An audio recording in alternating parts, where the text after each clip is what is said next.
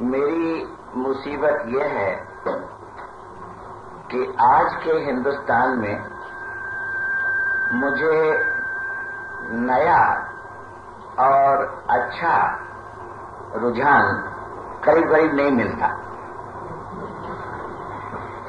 ایک نیا اور اچھا رجحان ملتا اور ایک نیا اور برا. تو وقت رہا اس کا ذکر کروں گا، اور اسی لیے میں نے یہاں کی تقریروں کو بڑے دھیان سے سنا کہ کچھ پتہ چلے کہ کون سا اچھا رجحان ہے. پلے زیادہ تو نہیں پڑا، لیکن تھوڑا جو کچھ یہاں کہا گیا اس کو دو حصوں میں آپ باتیں. ایک تو پیٹ کی بات، لیکن زیادہ من کی بات. تو میں من کی بات زیادہ کروں گا سب کی نقل کرتا ہوا، لیکن پیٹ کی تھوڑی سی بات کہہ دوں کیونکہ ڈاکٹر گور نے اور خود مدر صاحب نے تھوڑا اس کا ذکر کیا. پیٹ جو ہندوستان کا اچھا نہیں بن پا رہا، اور حالانکہ کچھ دائرہ سماج کا کھیتی کارخانے والا بڑھ رہا ہے، لیکن جس ڈھنگ سے وہ بڑھ رہا ہے مجھ جیسے آدمی کو کہنا پڑتا ہے کہ نجی دائرے میں اور سماجی دائرے میں فرق نہیں رہ گیا. تو گھٹنے بڑھنے کا کوئی خاص مطلب نہیں رہا. یہ بھی صحیح ہے کہ سماجی دائرہ بہت کم بڑھ رہا ہے، لیکن جتنا بڑھ بھی رہا ہے، میں آپ کو ایک مثال دیے دیتا ہوں کہ راؤرکیلا میں فولاد کا کارخانہ جنتا کا ہے. وہاں 1000 افسروں کو جو کچھ تنخواہ اور بھتہ، آج کل کے ہندوستان میں بھتہ، یہ جو اوپر کی چیزیں مل جاتی ہیں اس کا ذرا زیادہ دھیان آپ دینا، تو وہ مہینے کا قریب 20 لاکھ روپیہ پڑتا ہے، مکان وغیرہ سب ملا جلا کے 1000 آدمیوں کے لیے 20 لاکھ روپیہ، اور 30,000 مزدوروں کو ملتا ہے 30 لاکھ روپیہ. تو اسی سے آپ اندازہ لگا لینا کہ جو سماجی دائرہ یا سرکاری دائرہ ہے وہ بھی اسی ڈھنگ سے چل رہا ہے جیسے کہ کروڑ پتیوں والا دائرہ چل رہا ہے. کروڑ پتیوں والا دائرہ کتنا گندا ہے اسے مجھے بتانے کی ضرورت نہیں. اس وقت ہندوستان میں نفع کی در 30 اور 40 سینکڑا کے بیچ میں ہے.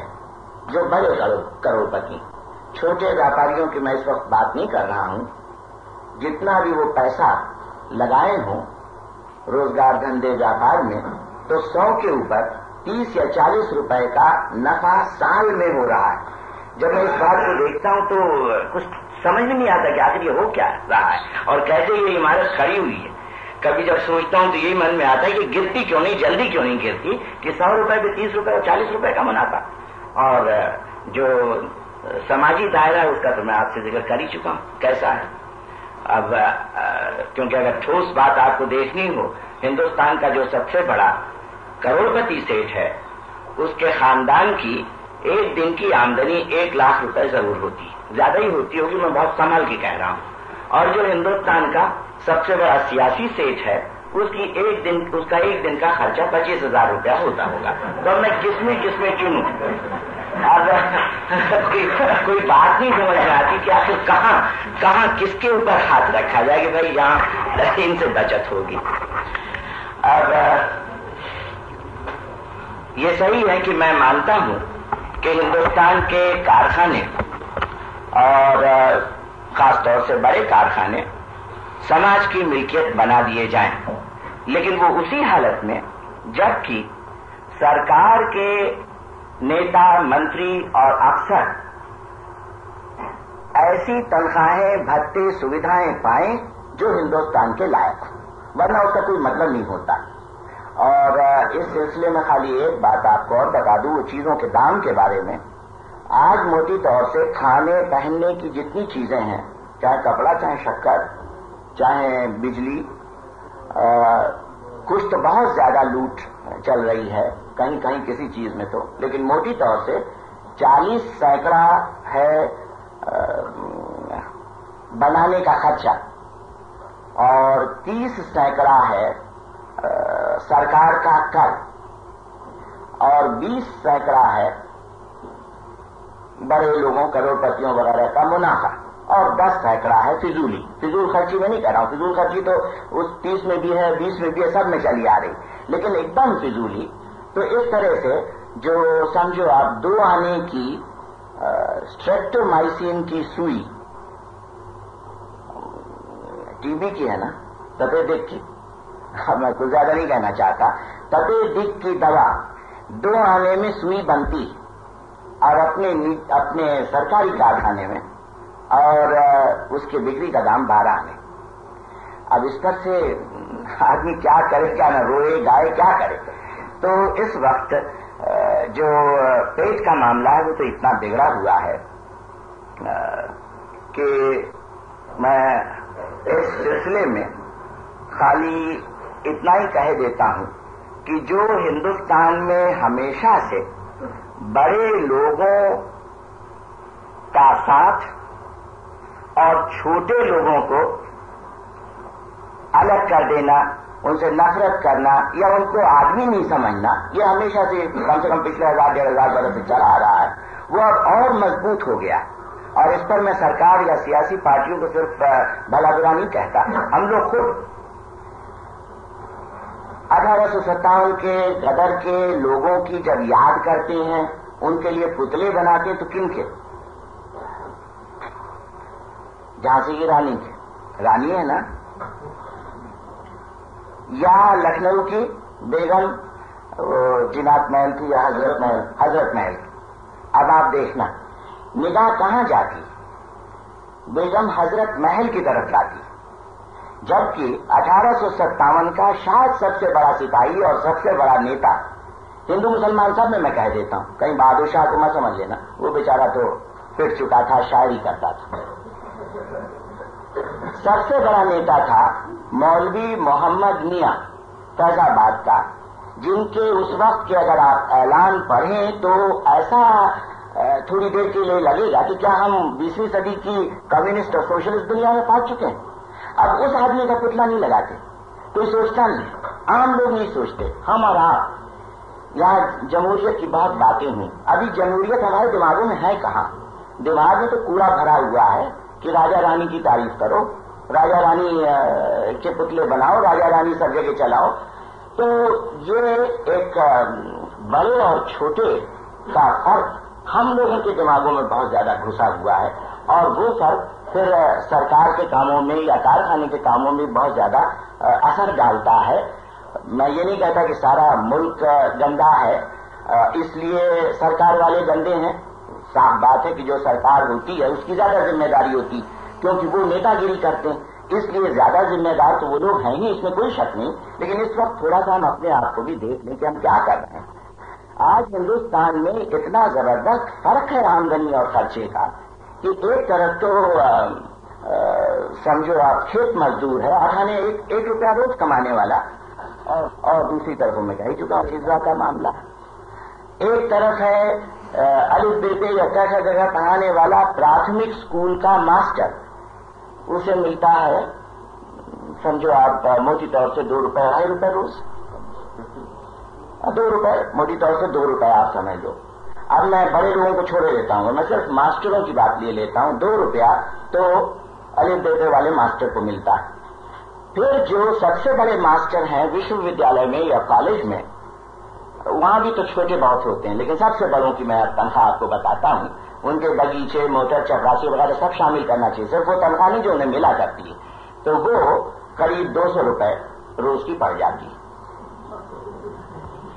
अब मैं बड़ों की बात इस वक्त आपसे नहीं कर रहा हूं, सिर्फ पढ़ाने वाले लोग, मास्टर लोग, उनके अंदर एक तरफ 2 रुपए रोज वाले हैं, दूसरी तरफ 200 रुपए रोज वाले हैं। ये कब तक सिलसिला हम ढो सकेंगे? इतना फर्क आ गया। और बड़े लोगों की बात देखो तो फिर कहीं कोई सवाल ही नहीं रह जाता। तो खैर इस पे से इतना तो साफ हो ही गया कि जिस रुझान को मैं पसंद करूंगा और जो थोड़ा बहुत धीमे धीमे मुल्क में आ रहा है, वो ये कि छोटे और बड़े के फर्क को एक हद के अंदर ले आया जाए। مجھ میں اتنی جرت اور ہمت نہیں کہ میں کہہ دوں کہ اس فرق کو مٹا دو. وہ تو شاید آپ کے کوئی لڑکے پوتے آئیں گے 150 برس کے بعد تو اتنی ہمت کریں گے. آج میں صرف یہ کہتا ہوں کہ ایک مریادہ، ایک حد کے اندر اس فرق کو لاؤ. تو میں پیٹ کی بات تو اتنی سے ختم کیے دیتا ہوں، کیونکہ من کی بات یہاں زیادہ ہوگی. اب اور من کی بات خاص طور سے مذہب کو لے کے، تو ہندوستان میں سب سے بڑا روگ اس وقت یہ ہے کہ جب آدمی ہندوؤں کے بیچ بولتا ہے تو تھوڑا سا ہندو معاملوں میں دبک کے بولتا ہے، سننے والے تھوڑا خوش ہوں. اور جب مسلمانوں کے بیچ بولتا ہے تو مسلمانی معاملے میں تھوڑا سا دبک کے بولتا ہے. یہ سب سے بری بات آج اپنے ملک میں ہے.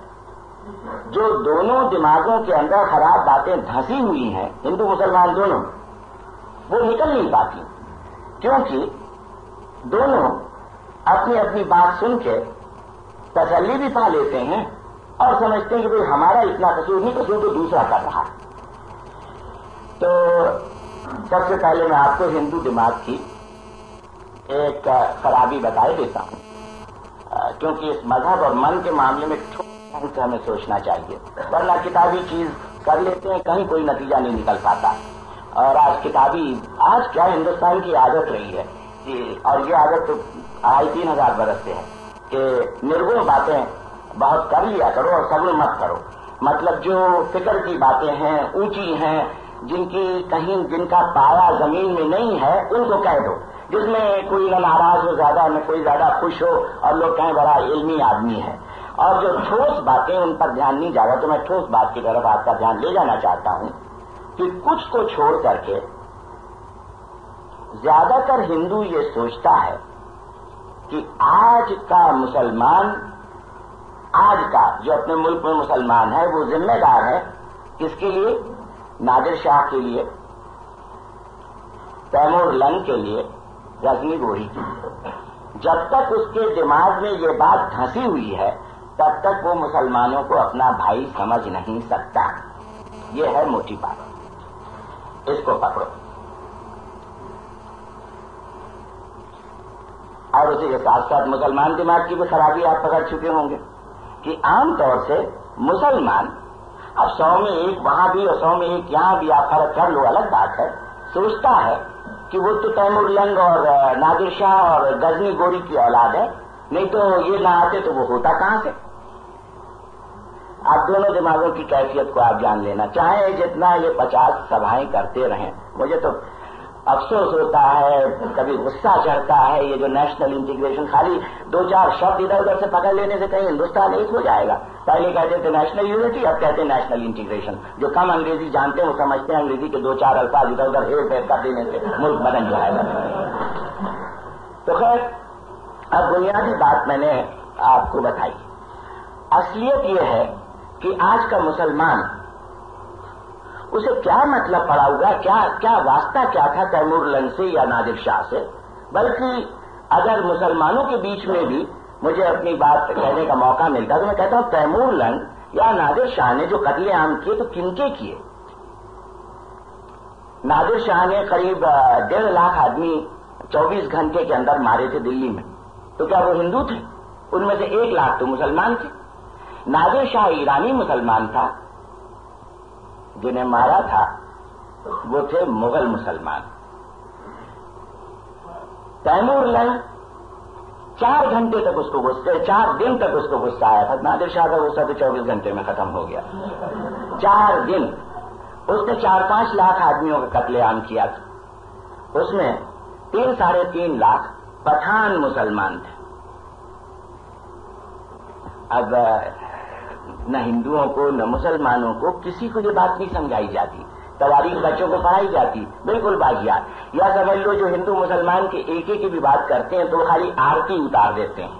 وہ جیسے کیا کرتے ہیں، وہ ایک فاتحہ پڑھنا تو نہیں، جو اچھی مطلب گانا گا دیتے ہیں کہ بھائی ہندو مسلمان بھائی بھائی.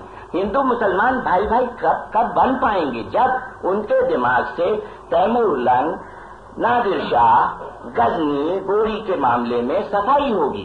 اور یہ سارا معاملہ پچھلے 700-800 برسوں کا ہندو مسلمان کا قطعی ہے ہی نہیں، یہ ہے دیشی پردیشی کا، دیشی پردیشی۔ جب کوئی کہتا ہے کہ یہ مسلمانی زمانہ تھا 700-800 برس کا، کہاں سے مسلمانی زمانہ تھا؟ جب مغل مسلمان زمانہ ہے تو پٹھان بیچارے تو بالکل ہندوؤں کی طرح ہی ہو گئے تھے، دبائے جاتے تھے، قتل کیے جاتے تھے، دوسرے تیسرے نمبر پہ ان کو ناگرک بنا دیا جاتا تھا۔ اور یہ آپ کہو گے تو اتہاس کی بات ہے، تواریخ کی بات ہے۔ تو اصل میں یہ موٹی بات جو میں نے تواریخ کی آپ کو بتائی، یہی آج ہندو مسلمان کے دماغ میں گھر کیے ہوئے۔ ایشور اور خدا شاید اتنا زیادہ جھگڑا نہیں کر رہے ہیں، شاید یہ پیٹ وغیرہ کے معاملے کو بھی بہت ٹھیک طرح سے کیا جا سکتا اور ایکا ہو سکتا ہے، لیکن دماغ میں پچھلے 700-800 برس کے بارے میں جو الگ الگ نظر، جو الگ الگ درشٹی بنی ہوئی ہے، جب تک یہ نہیں صاف ہوتی تب تک یہ من کا معاملہ ٹھیک ہو نہیں سکتا ہے۔ اور جو میں نے چیز آپ کے سامنے رکھی، افسوس کے ساتھ مجھے کہنا پڑتا ہے کہ اس کی طرف لوگوں کا دھیان کم جاتا ہے۔ کون ہندو ہے جو ہندوؤں کو جا کے کہے گا کہ ہندو تم مسلمانوں کو اپنا بھائی سمجھو؟ یا اب میں نادر شاہ اور تیمور لنگ کی بات نہیں کہہ رہا ہوں، رضیہ، شیر شاہ، جائسی، رحمن وغیرہ کو اپنا پرکھا سمجھو۔ پرکھا یعنی جس کے تم اولاد ہو۔ اور اصلیت یہ ہے، اگر ہندوستان کو ایک قوم سمجھتے ہیں ہم لوگ، تو پھر آج کا جو ہندوستانی ہے، چاہے ہندو ہے چاہے مسلمان ہے، اس کے ماں باپ میں رضیہ کا نام لکھا جائے گا کہ نہیں؟ اس کے ماں باپ میں شیر شاہ کا نام لکھا جائے گا؟ جو مجھے پسند ہیں، جو اصلی ہندوستانی ہیں، ان کا میں نے آپ کو نام گنایا، رضیہ، شیر شاہ، جائسی وغیرہ۔ تو ایسا اگر سوچنے کا طریقہ ہم لوگوں کے دماغوں کو ملے تو شاید کچھ فائدہ ہو، ورنہ ہندو کا دل جلتا رہے گا۔ آج کے مسلمان سے دل نہیں جلا ہوا ہے، کہیں غلطی مت کر بیٹھنا۔ آج کے مسلمان کی اچھائیوں برائیوں کو ہندو نہیں دیکھتا، وہ یہ نہیں دیکھتا کہ آج کا مسلمان کتنا ظلم سہ رہا ہے یا کر رہا ہے۔ اگر وہ دیکھنے لگ جائے تو معاملہ ٹھیک ہی ہو جائے۔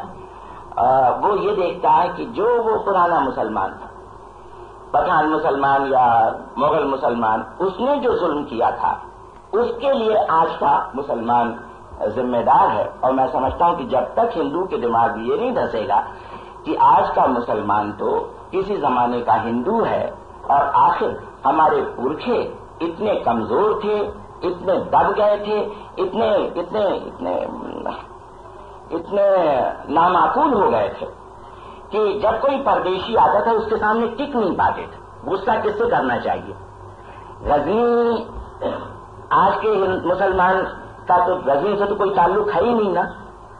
اچھا، میں اور آگے جاؤں گا، غزنی سے بھی غصہ کرنا چاہیے کیونکہ وہ حملہ ور تھا، اس نے ملک کو تباہ کیا۔ اور مجھے بہت خوشی ہوئی، ویسے جماعت اسلامی کے بارے میں کہہ دوں کہ ان کے ایک رہنما اور میں ایک ساتھ جیل میں رہ چکے 2-3 مہینے، اور عام طور سے کوئی میرا کھانا پکایا کرتے تھے۔ اس وقت بہت اچھی دوستی ہو گئی تھی، لیکن وہ دوستی بعد میں بڑھی نہیں، بس وہی جیل تک کی رہ گئی۔ کیوں؟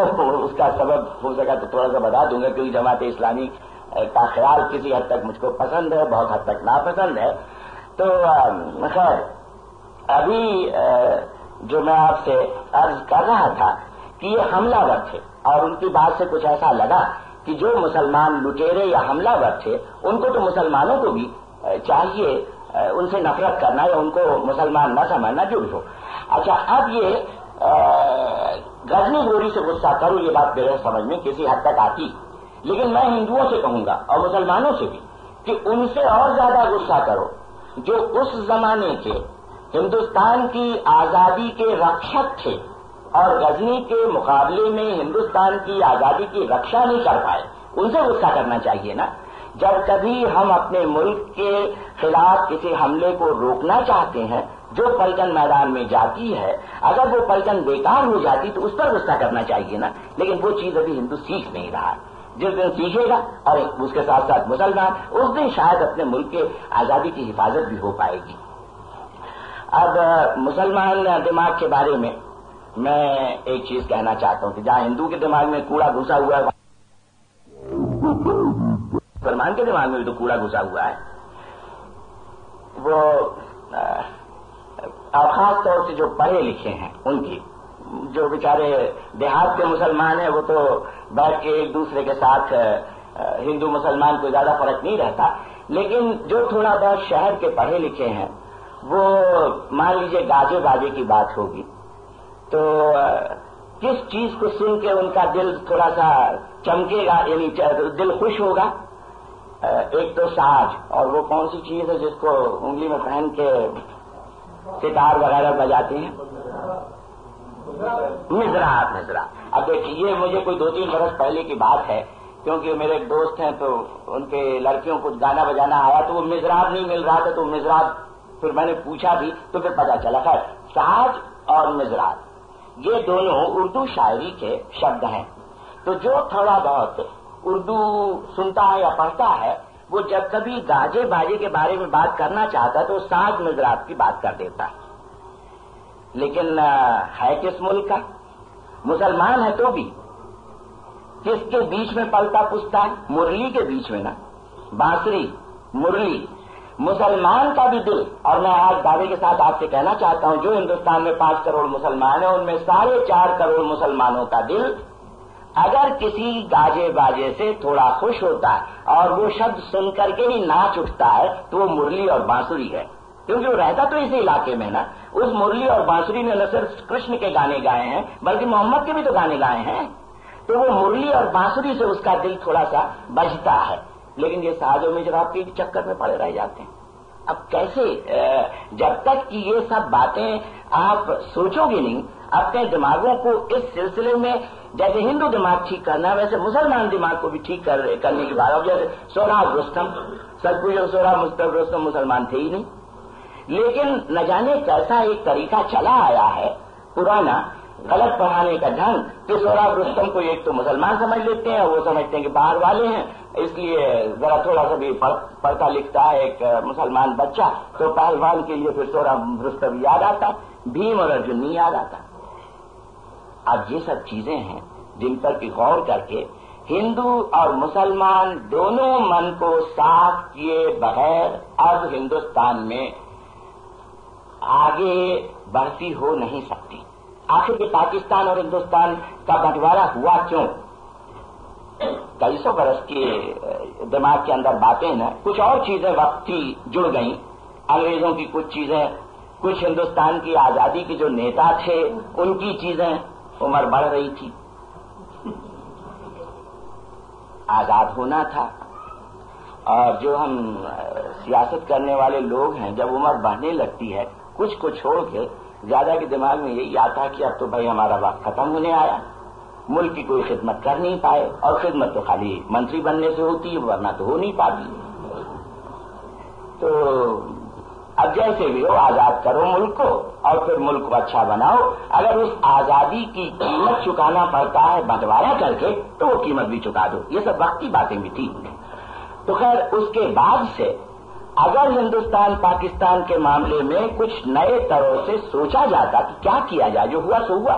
یہ میں جانتا ہوں کہ اب میں جو بات کہہ رہا ہوں وہ ہندوستان کی سرکار اور پاکستان کی سرکار دونوں کو ناگوار لگے گی، وہ بالکل نہیں مانیں گے۔ شاید پاکستان کے زیادہ تر لوگ اس کو نہ مانیں، ہندوستان میں بھی نہیں مانیں گے، لیکن وہ بات یہ ہے کہ جب ہم پچھلے 12 برس میں سب چیزیں یا زیادہ تر چیزیں جان چکے کہ کیا ہوا،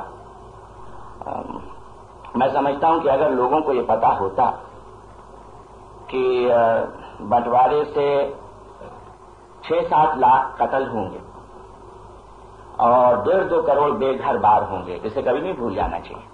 جب لوگ کہتے ہیں کہ آزادی تو ہم نے اہنسا سے لے لی، تو اس اہنسا کی کتنی بڑی قیمت ہوئی یہ بھی تو اس میں شامل کرنا ہے نا۔ 6-7 لاکھ قتل ہوئے ہندو مسلمان دونوں صرف، اور 1.5-2 کروڑ بے گھر بار ہوئے۔ اگر یہ پتا ہوتا لوگوں تو میں سمجھتا ہوں کہ بنٹوارے کو یہ نہ مانتے۔ کچھ تھوڑا سا انداز شاید گاندھی جی کو رہا ہو تو رہا ہو، اس لیے انہوں نے مخالفت کی تھی، لیکن انہیں بھی پورا نہیں تھا۔ میں اپنے لیے کہتا ہوں کہ حالانکہ لالچ کا تو کوئی سوال میرے لیے نہیں اٹھتا ہے، لیکن پھر بھی اس وقت کے ہندو مسلمان دنگوں سے کچھ اتنی پریشانی ہو گئی تھی کہ ہم سوچ نہیں پائے کہ بنٹوارا ملک کا کر دینے کے بعد اتنا زبردست دنگا ہوگا جو شاید کبھی ہوا ہی نہیں۔ ہندوستان کی تواریخ میں اب یہ سب باتیں معلوم ہو رہی نا، ساتھ میں کئی چیزیں اور معلوم ہو رہی ہیں، جیسے انگریزوں نے اپنے بچت کے لیے اب کچھ کتابیں لکھنا شروع کیا ہے کہ انگریزی راج کے آخری دن، اس طرح کی کچھ کتابیں چھپی جن سے پتہ چلتا ہے کہ وہ کیا اس وقت کر رہے تھے۔ تو اب کم سے کم ہم یہ سوچنا شروع کریں کہ ہندو مسلمان اور ہندوستان پاکستان ان دونوں مسئلوں پر بالکل نئے سرے سے سوچیں، تب تو نیا رجحان ہوگا نا۔ اور مجھے یہ کہنا ہے کہ وقتی طور پر ہندو اور مسلمان میں تھوڑا سا فرق ہے، یوں نہیں ہے بالکل وقتی طور پر، اور وہ کیا کہ ہندو تو کچھ گہرا اور سست ہوتا ہے اور مسلمان کچھ تیز اور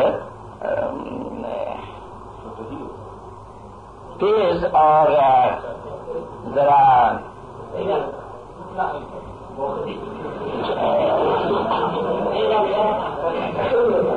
آپ سوچ لیجئے، یعنی کچھ تیز کے ساتھ ساتھ بری چیز بھی ہوتا ہے۔ کہنے کا میرا مطلب یہ کہ جیسے ہندو گہرے کے ساتھ ساتھ سست ہوتا ہے، بہت دھیمے چلتا ہے، ویسے مسلمان تیز تو چلتا ہے، وہ اچھی چیز ہے خاص طور سے سیاسی اور اقتصادی اور سماجی معاملوں میں، لیکن تیز چلنے کے ساتھ ساتھ وہ کچھ توڑ پھوڑ بھی کر بیٹھتا ہے اور گر بھی پڑتا ہے۔ گرنے کو ہندو بہت گرتا ہے، ہندو اتنا سست ہے، ہندو تو اتنا وہ صرف مسل ہے، جو سست چلتا ہے وہ ہمیشہ گرا ہوا رہتا ہے۔ ہندو تو اتنا بڑا ہوا گرا ہوا رہا ہے، ادھر میں آپ سے کیا کہوں، یہ وقتی فرق ہے، بنیادی فرق نہیں، کیونکہ آخر کو ہندو اور مسلمان دونوں ایک ہیں، اور ایک شریر کے حساب سے میں ایک کہتا ہوں، مذہب صرف مذہب کا فرق ہے، مسجد کا اور مندر کا، اس کے علاوہ شریر کے حساب سے بھی دیکھا جائے تو آپ نے غور کیا ہوگا کہ میں کہہ چکا ہوں، ہندو اگر یہ سوچنا شروع کرے کہ آج کے مسلمان آخر کسی زمانے کے چاہے 200 چاہے 500 چاہے 700 برس کے بھوت پورو ہندو ہی ہے نا، تب پھر وہ ایک جسمانی رشتہ ہو جاتا ہے نا۔ تو ہندو مسلمان میں کوئی بنیادی فرق نہیں، لیکن یہ وقتی فرق میں نے آپ کو بتایا، اس فرق کا ایک نتیجہ ہوا ہے جو پہلے میں نے نہیں سوچا تھا، لیکن ادھر 12 برس میں نے سوچا کہ جب سے ہندوستان پاکستان الگ ہوئے تو ہندوستان میں تو وہ گہرا پنا اور سست پنا زیادہ آ گیا، اور پاکستان میں تیزی اور توڑ پھوڑ زیادہ آ گئی۔ اگر یہ دونوں کہیں مل کے رہے ہوتے، مانا تھوڑا ایک دوسرے سے رگڑتے صرف ہوتے اور جھنجھٹیں ہوتی، لیکن پھر وہ گہرا پنا اور وہ تیزی دونوں مل کر کے شاید ہم اپنے علاقے کو کچھ بنا پاتے۔ اب یہ دماغ میں بات کم سے کم میرے جیسے لوگوں کی آئی، کیوں نہیں اوروں کی بھی آئے۔ اب کچھ لوگ کہیں گے کہ کتنی بڑی بات تم کہہ رہے ہو، پھر سے بھلا ایکا ہو سکتا ہے؟ تو میں اتنا ہی کہوں گا کہ اگر اس علاقے کو دونوں کو ملا کے دنیا میں ترقی کرنا ہے تو ایکا ضرور ہوگا، اتنا تو طے ہے۔ اس کے لیے شروع میں نئی چیزیں سوچنا پڑے، جیسے جو ایک ہندوستان بنے، سمجھو آپ سنگھ نہیں، سنگھ میں تو بہت سی طاقتیں دے دینا پڑتا ہے جو مرکز ہے اس کو، لیکن ایک مہا سنگھ بنے، اس میں ہو سکتا ہے کہ ہندو اور مسلمان دونوں میں سے ایک ضرور یا تو سبھاپتی اور یا پردھان منتری بنے۔ دو ہوتے ہیں نا سب سے بڑے افسر، راشٹرپتی اور پردھان منتری، تو دونوں میں سے ایک، میں نہیں کہتا ہمیشہ کے لیے سمویدھان میں یہ لکھ دیا جائے، لیکن کچھ عرصے کے لیے دل جمعی کرنے کے لیے اگر جب تک دل نہیں جم جاتا ہے، دونوں میں سے ایک مسلمان رہے گا اور دوسرا ہندو یا سکھ جو کوئی وہ رہے گا، تو جو بھی ہو دل جمعی کے کچھ ہم کو راستے سوچنے چاہیے، تب تو نیا رجحان کچھ ملک میں آئے۔ میں یہ نہیں کہتا اس کو لوگ مان ہی لیں، اور اس کے ساتھ ساتھ میں نے یہ سوچا ہے کہ ہندوستان، پاکستان، پھر یہ بنگال، جو دونوں بنگال ہے پورب و پشچم والا، ان دونوں کو الگ کر کے ایک بنگال، پھر یہ کشمیر۔ اب میں جانتا ہوں کہ میں ایسی بات کہہ رہا ہوں جو ہندو مسلمان دونوں کو بہت کبھی کبھی جو مجھے نہیں جانتے ان کو ناراض کر دیا کرتی۔ میں نے کہہ دیا ایک جگہ کہ جس طرح سے पाकिस्तान में खान अब्दुल गफ्फार खां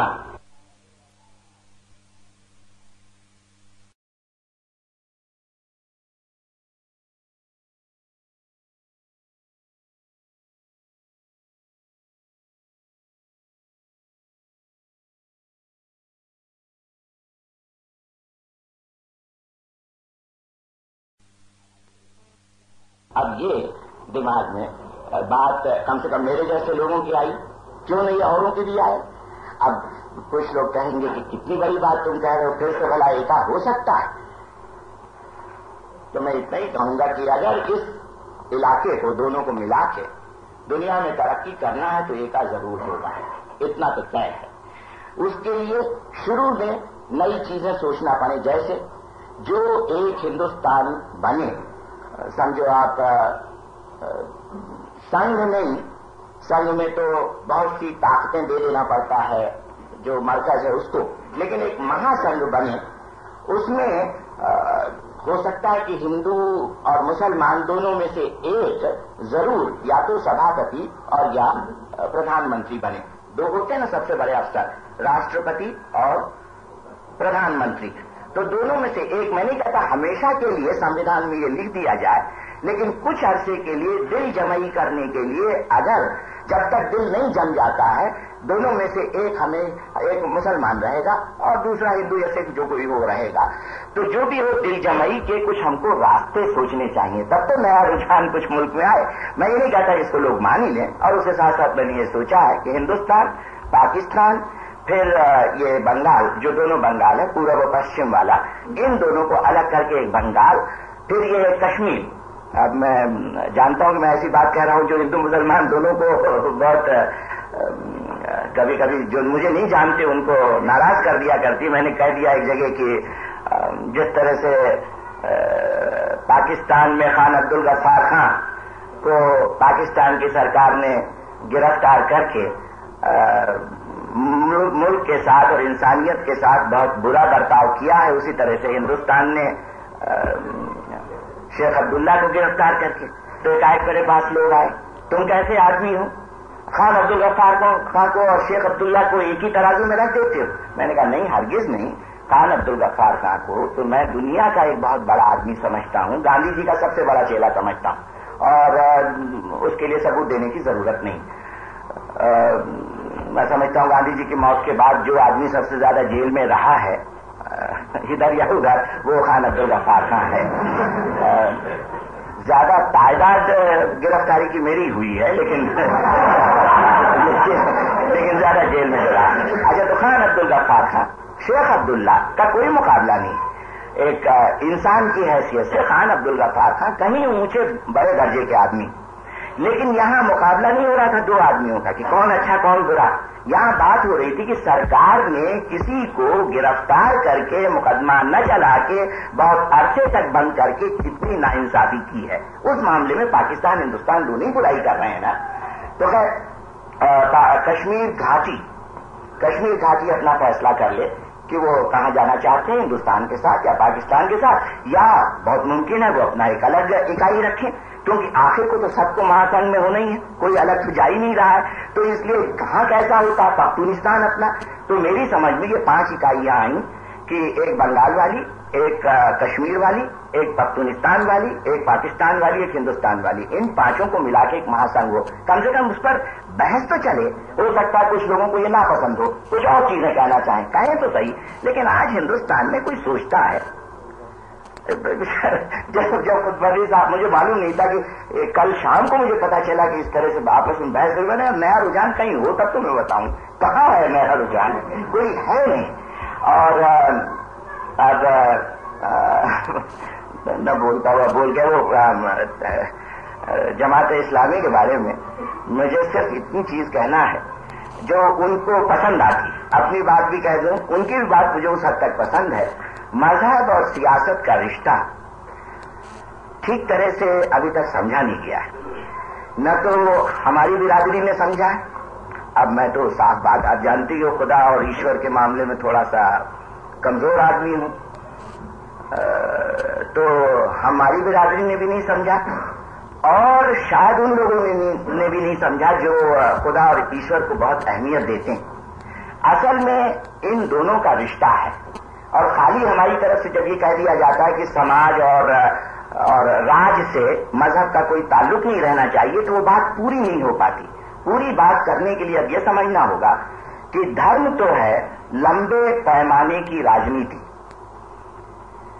اور راجنیتی ہے چھوٹے پیمانے کا دھرم.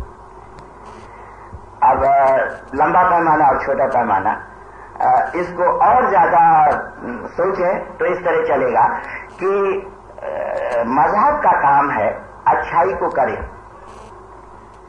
اور راجنیتی کا کام ہے کہ وہ برائی سے لڑے. فرق ہے. ایک ہی سکے کے دو پہلو ہیں، لیکن فرق کبھی بھول نہیں جانا چاہیے. ایک برائی سے لڑتا، ایک اچھائی کو کرتا. دونوں کو اگر ایک دوسرے کے لیے ہمدردی ہو، پریم ہو تو معاملہ اچھا چل جائے.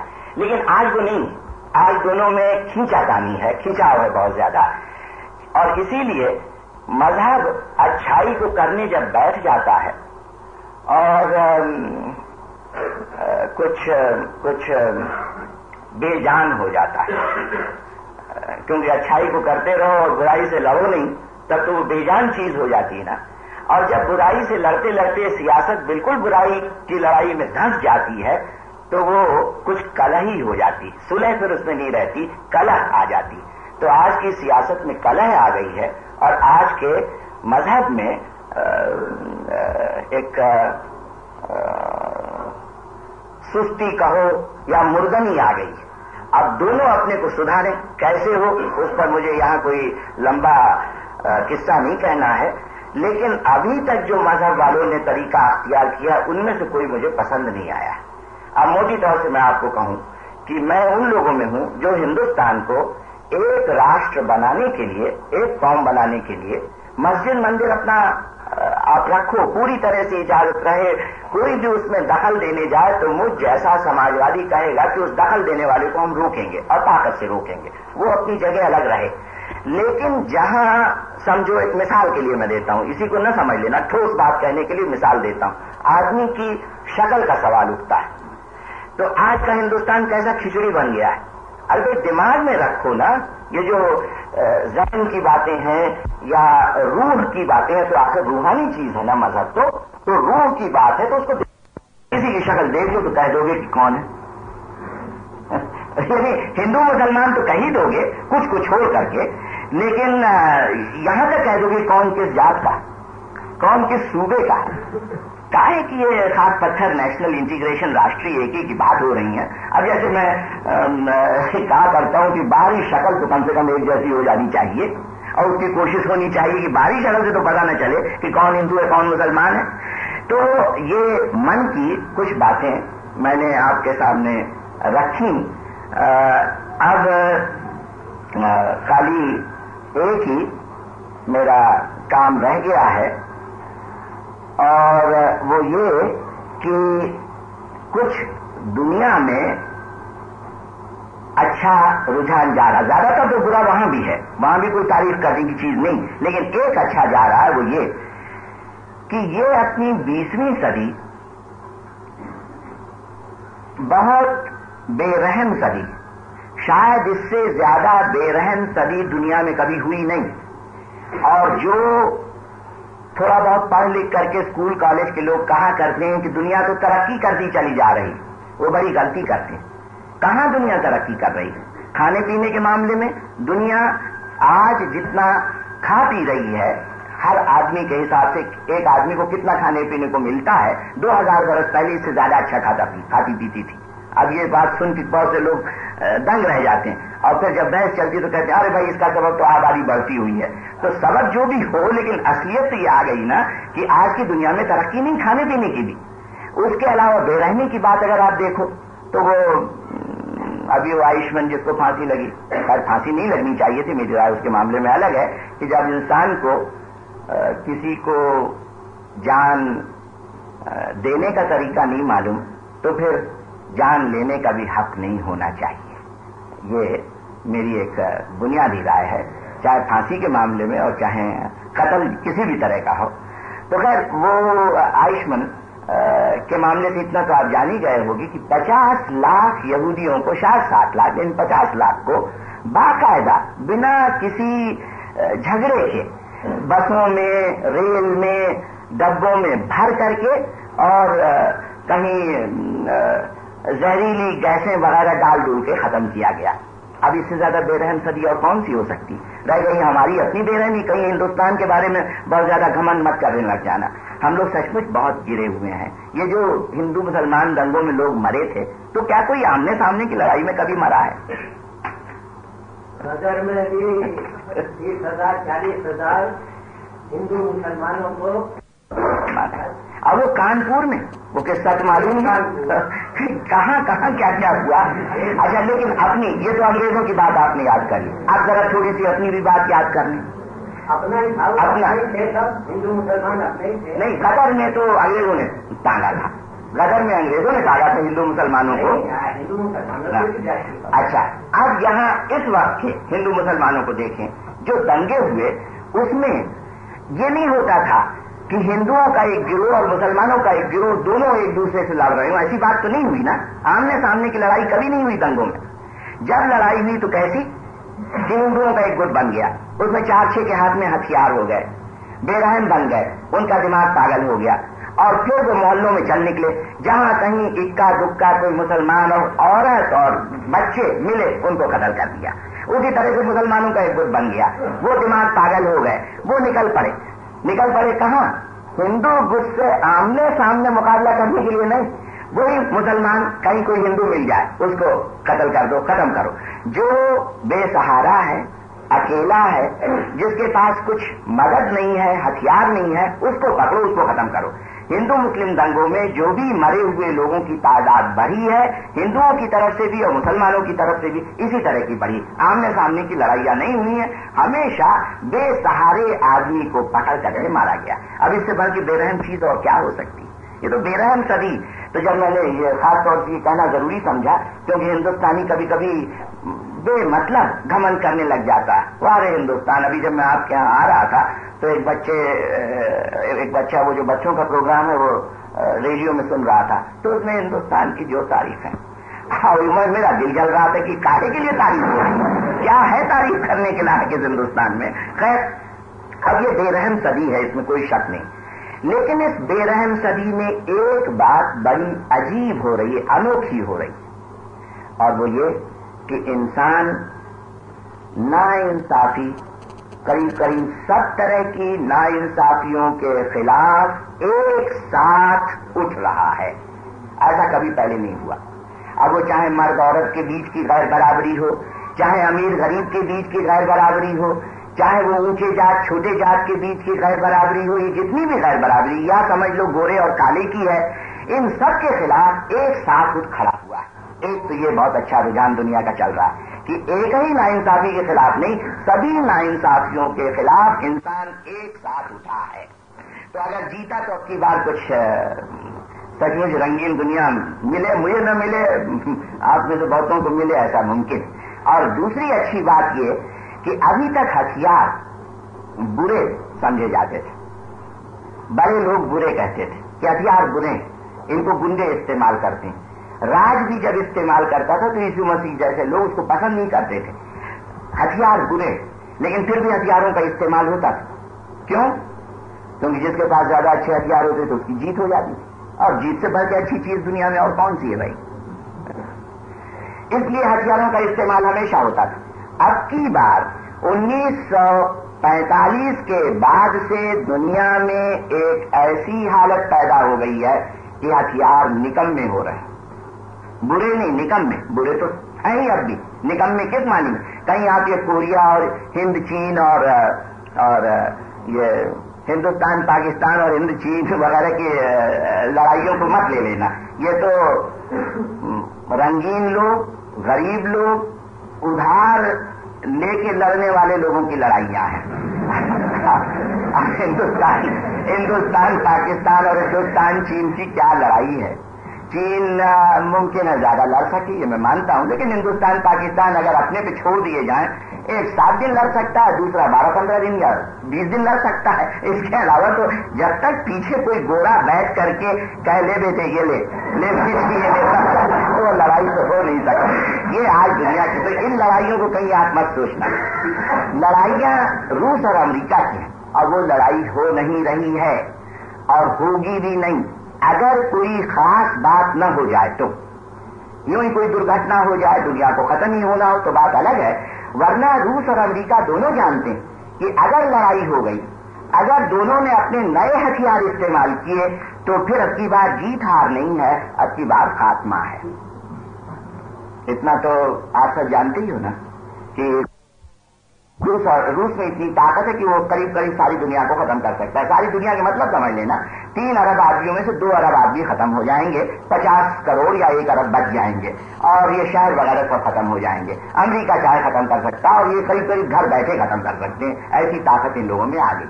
تو ہتھیار اب نکمے ہو گئے، کیونکہ روس اور امریکہ دونوں جانتے ہیں کہ اگر ہم نے نئے ہتھیاروں کا استعمال ایک دوسرے کے خلاف شروع کیا تو اب کی بات جیت نہیں ہے، اب کی بات خاتمہ ہے اور سب کا خاتمہ ہے. تو جب نکمے ہو چکے ہیں ہتھیار تو کب تک ان کو اکٹھا کرتے رہیں گے؟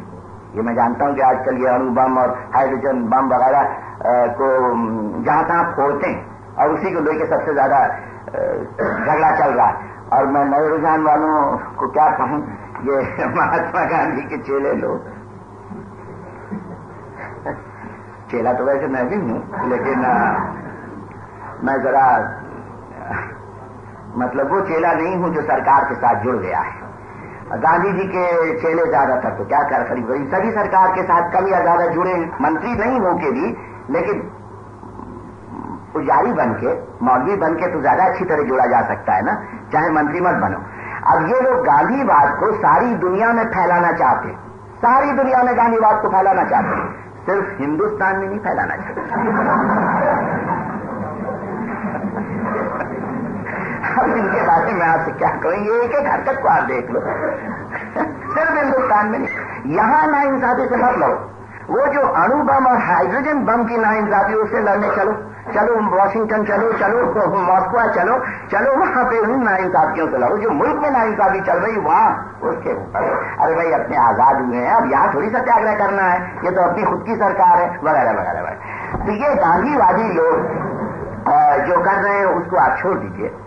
لیکن میں روس اور امریکہ کی طرف آپ کی نگاہیں لے جانا چاہوں گا کہ اگر روس اور امریکہ ان ہتھیاروں کو ختم نہیں کریں گے تو کیا نتیجہ ہوگا؟ کب تک ان ہتھیاروں کو بناتے بڑھاتے رہیں گے؟ وہاں کے روس اور امریکہ کے دکاندار، مزدور، کسان، پڑھے لکھے لوگ، نیتا بھی گھبرا جائیں گے کہ ان نکمی چیزوں کو ہم کب تک جمع کرتے رہیں گے. آج تو وہ پھوڑتے پھاڑتے ہیں، جیسے حلوائی ہے، کوئی مٹھائی بیچتا ہے تو تھوڑی خود بھی چکھ لیا کرتا ہے نا، تو اس لیے وہ اپنے بموں کو تھوڑا پھوڑ لیا کرتے ہیں دیکھنے کے لیے کہ آگے چل کر کے ان کا استعمال کیسا ہوگا. لیکن اگلے 20-30 برس کے اندر یہ فیصلہ ہونے والا ہے کہ یا تو دنیا سے ہتھیار ختم ہوتے ہیں یا دنیا ختم ہوتی ہے، اس میں کوئی شک نہیں. آپ مت پوچھنا، مجھے خود بہت مشکل معلوم ہوتا ہے. بڑے ہتھیار مان لو ختم کر لیے جائیں تو چھوٹے کیسے ختم ہوں گے؟ کیونکہ چھوٹے ہتھیار ختم ہونے کے مطلب ہے ناانصافی پوری طرح سے ختم ہونا. وہی تھوڑا سا ایک تھوڑی آشا دکھائی دیتی کہ ہتھیار تب ختم ہوتے ہیں پوری طرح سے جب ناانصافی ختم ہوتی، اور شاید اب کی دفعہ کیونکہ وہ سب ناانصافیوں کے خلاف آدمی ایک ساتھ کھڑا ہوا یہ ناانصافیاں بھی ختم ہوں، تو شاید اس 20ویں صدی کے ختم ہوتے تک آپ ایک اچھی دنیا پاؤ. اور اس اچھی میں جو میں نے شروع میں کہا تھا کیا اچھائی ہو رہی کیا برائی ہو رہی، تو ایک اچھائی یہ ہو رہی ہے. پہلے برائی بتا دوں. برا رجحان جو اس وقت ہے وہ یہ کہ ہندوستان کے سوچنے سمجھنے میں ایک بنیادی غلطی یہ ہو گئی، اور سبھی پارٹیوں کی، اس میں کوئی الگ نہیں. ہماری پارٹی کا چھوڑ دیجیے گا، ہماری پارٹی تو بے مطلب پارٹی ہے، ابھی اس کی طاقت وقت کچھ ہے نہیں. دنیا سمجھتی ہے بے مطلب، یا کم سے کم ہندوستان والے سمجھتے ہیں. پتہ نہیں شاید مطلب والی پارٹی کبھی جلدی ہو جائے، لیکن اب ہماری چھوڑ دیجیے. باقی جتنی پارٹیاں ہیں उनके सोचने का ढंग करीब करीब ऐसा हो गया। हाँ, जमात इस्लामी को भी छोड़ दीजिएगा, वो भी दूसरे ढंग से सोचते हैं। वो हम दोनों इसी मामले में जरा ठीक हो जाते हैं, हम दोनों का सोचने का ढंग अलग अलग है, लेकिन वो जरा अलग होते हुए चले जाते हैं दूसरी तरफ और हम जरा दूसरी तरफ जाते हैं। तो खैर जितनी पार्टियां हैं उनका सोचने का क्या ढंग है कि हिंदुस्तान में खेती कारखाने को सुधार लो, पंचवर्षीय योजना ठीक कर लो, लोगों की दौलत बढ़ा लो। जब लोगों की दौलत बढ़ जाएगी, खाना पीना अच्छा हो जाएगा, तो बाकी जितने मसले हैं वो सब अपने आप हल हो जाएंगे। ये मार्क्स साहब ने शुरुआत की। मार्क्स खुद बड़ा क्रांतिकारी था, बिना क्रांति के वो पंचवर्षीय योजना नहीं चलाता था। मार्क्स ने कहा था कि निजी मिल्कियत को खत्म करके ही नई दुनिया बना सकते हो। लेकिन अब जो हिंदुस्तान में लोग आए हैं, चाहे वो कांग्रेस के हों, चाहे कम्युनिस्ट के हों, चाहे प्रजा सोशलिस्ट, चाहे जो कोई हो, फर्क नहीं है। उनका ये कहना है कि अब ये मिल्कियत वगैरह के सवाल तो बड़े दकियानूसी पुराने हो गए, उसको खत्म करने की जरूरत नहीं, बेला को खत्म करने की जरूरत नहीं, उसको रखते हुए कर सकते हो। तो ये मार्क्स के भी 10 हाथ आगे चले गए हैं और ये कहते हैं 10 हाथ आगे कहो या पीछे कहो, इनका कहना यह है कि हिंदुस्तान में खेती कारखाना सुधार लो तो बाकी सब चीजें अपने आप सुधर जाएंगी। अब ये निहायत मुहम्मिल ख्याल है, इतना गंदा और गलत ख्याल है कि खेती कारखाना सुधार लो सब चीजें सुधर जाएंगी। जबान का मसला, मजहब का मसला, मिल्कियत का मसला, ये कहीं ऐसे ही अपने आप सुलझा करते हैं। इनको सुलझाया जाता है सिर्फ खेती कारखाने, पंचवर्षीय योजना, नए कारखाने बना देने से ये नहीं सुलझ जाया करते। आज हिंदुस्तान में जो इतनी उलझन हो गई है उसका यही सबसे बड़ा सबब। और एक ही आदमी तो सोचता है, आज हिंदुस्तान में एक आदमी सिर्फ सोचता है, बाकी सब उसी बात को दोहराते हैं, बकते हैं। और वो जो एक आदमी सोचता है उस बेचारे ने यही गलती की। अब मेरा बस चलता तो उनको किसी तरह से ठोक ठाक के बात समझाता। खैर मैं तो क्या समझा पाऊंगा, वो मामला तो बहुत ही बिगड़ चुका है। लेकिन खुद मर्जी साहब कभी जाके समझाएं उन्हें, क्योंकि कुछ उन्हें जरा हिंदुस्तान में अच्छी चीजें दिखाई पड़ी हैं, जैसे तालब इल्मों की तादाद बढ़ती जा रही। कभी आपने इस पर गौर किया कि बाकी दुनिया में क्या हो रहा है? तरक्की के सिर्फ मतलब ये नहीं हुआ करते कि हम अपनी पुरानी हालत के मुकाबले में कितना आगे बढ़े, वो तो बढ़ ही नहीं है थोड़ा बहुत। जैसे जैसे जमाना खत्म बढ़ता है वैसे वैसे थोड़ी बहुत तरक्की होगी। आबादी बढ़ती इसलिए मकानों की तादाद अपने आप बढ़े, तो कह दोगे तरक्की हो रही। तो कुछ तो तरक्की इस मानी में होगी ही अपनी पुरानी हालत के मुकाबले में, लेकिन दुनिया में जो और मुल्क हैं उनके मुकाबले में हम आगे बढ़ रहे हैं या पीछे हट रहे हैं, ये है ना असली सवाल। और उनके मुकाबले में हम पीछे हटते चले जा रहे हैं, क्योंकि रूस और अमेरिका फी साल फी आदमी 250 रुपए के हिसाब से बढ़ रहा है और हिंदुस्तान 5 रुपए। वो 5 रुपया भी जा रहा है उन्हीं बड़े लोगों को, लेकिन 250 और 5 रुपए का फर्क है। तो ऐसी सूरत में खैर खुद मते साहब जाके अगर समझा सकें उनको, जो आज हिंदुस्तान का सब सोचना करते हैं और हमको ऐसा अगर हिंदुस्तान को दोहराना पड़ता, वो ये कि गलती यहां हो गई कि और जितने मसले थे, आपने कहा ना कि आप प्लूरल दिमाग के, मुझे सुन के वो बात बहुत पसंद आई। अब क्योंकि हम आप तो एक ही दिमाग के हैं, सियासी और समाजी मामलों में जो सब चीजों की तरफ ध्यान दे, सिर्फ एक चीज की तरफ ध्यान न दे। शायद मजहब में होता होगा कि एक के साधे सब सधे और सब साधे सब जात, तो ये मजहब में हो सकता है कि भाई उसी एक खुदा को पकड़ो, उसी एक ईश्वर को पकड़ो। लेकिन सियासत में और खेती कारखाने के मामलों में एक को पकड़ के बैठ जाओगे तो खत्म हो जाओ, सबको पकड़ो। और उन्होंने यही गलती की कि पंचवर्षीय योजना को पकड़ो और बाकी सब छोड़ो, जानों में सब चीजें चली जा रही हैं। पंचवर्षीय योजना भी खत्म होती चली जा रही क्योंकि हम आगे तरक्की कर नहीं पा रहे हैं। तो असल में ये तो बुरी चीज हुई। और इस सिलसिले मुझे यही कहना है कि एक तो वो दिमाग जो पीछे देखू है वो खराब, एक वो दिमाग जो बगल देखू है वो खराब। और आज ज्यादातर बगल देखू जो अपने को समझते हैं कि हम आधुनिक हो गए हैं, नई दुनिया के हो गए हैं, वो भी क्या करते हैं, सिर्फ रूस और अमेरिका की नकल करते हैं। जो बगल में ताकतवर मुल्क हैं उनकी नकल करना, तो बगल देखू हो गए ना। असल में हमको आगे देखू बनना है, आगे देखू दिमाग जो न तो बगल देखू होगा और न पीछे देखू होगा। इसीलिए मैं जमाते इस्लामी को कभी कभी ये खुद मते साहब दूसरे लोग कहते होंगे जमाते इस्लामी पीछे देखू है, मैं भी मानता हूं कि पीछे देखू है, लेकिन उसके साथ साथ मैं इनको भी देखता हूं, ये तो सिर्फ बगल देखूं मैं, ये आगे देखूं जो नहीं बन रहे हैं। इसलिए इस हद तक मेरी आपके साथ कुछ उनकी हो जाती कि शायद हम लोग मिल मिला करके कुछ अगल देखूं कुछ बगल देखूं, क्योंकि हर एक के अंदर कुछ ऐसे अंसर, कुछ ऐसे तत्व हैं हर एक में कि जो अच्छे हैं, और सबको मिला के शायद एक आगे देखूं दिमाग बनाया जा सकता है। और इसी आखिरी जुमले के साथ मैं अपनी तकरीर बंद करता हूं कि जो अच्छी चीज हिंदुस्तान में हो रही, दुनिया में जो हो रही, इधर अच्छी चीज वो क्या है कि हमारे अंदर से डर धीरे धीरे, बहुत धीरे धीरे कम हो रहा है। और जब मैं हमारे कहता हूं तो मेरा मतलब सिर्फ बड़े लोगों से नहीं। प्रोफेसर साहब जरा आप मुझे माफ करिएगा, जनता जाहिल नहीं हुआ करती, ये पढ़े लिखे लोग ही जाहिल हुआ करते हैं। और शायद जो कुछ मैंने कहा है वो उससे इतना तो साबित हुआ होगा कि हम लोग इतना पुराना नया कूड़ा मिला मिला करके एक ऐसा जहर पैदा करते हैं कि उससे जनता, ये मैं मानता हूं आपकी बात कि जनता इस वक्त हिंदुस्तान की बहुत गिरी हुई है, दिमागी और जिस्मानी दोनों हालत से। लेकिन जब ये ऊंचा उठेगी जनता, तभी तो हिंदुस्तान बन पाएगा ना। और उस जनता की एक अच्छाई हो रही, बाकी कुछ नहीं, और वो ये कि इधर बहुत बरसों से हिंदुस्तान के आवाम में डर बहुत घुस गया था, हर चीज से डर जाओ। कोई जरा अच्छा कपड़ा लगता अच्छा पहने हुए उससे डर जाओ, कोई अंग्रेजी बोलता उससे डर जाओ, जो कोई हो उससे डर जाओ, अंग्रेज से डर जाओ, गोरे से डर जाओ, सबसे डर जाओ। अब धीरे धीरे जनता निडर हो रही है, बहुत धीरे धीरे। और यही हिंदुस्तान में नया रुझान अच्छा हो रहा है। इसमें अगर मान लो कुछ खराबी भी आ जाए, कुछ हुर्दंगपना आ जाए तो बहुत अच्छा होगा, मैं इसको पसंद करूंगा। अगर हिंदुस्तान के 44 करोड़ लोग निडर होते चले जाएं, और इसीलिए हिंदू मुसलमान मामले में मैं बार बार यही कहा करता हूं, हिंदुओं के बीच में जब बोलता हूं कि मान लो थोड़ी देर के लिए मुसलमानों को हिंदुस्तान में डरा के अगर रखना चाहते हो तो ये डरे हुए हो जाएंगे। घर में डरे हुए आदमी को कभी मत रखो, बड़ा खतरनाक हुआ करता है। डरा हुआ आदमी बड़ा खतरनाक है। वो शायद आप ही ने,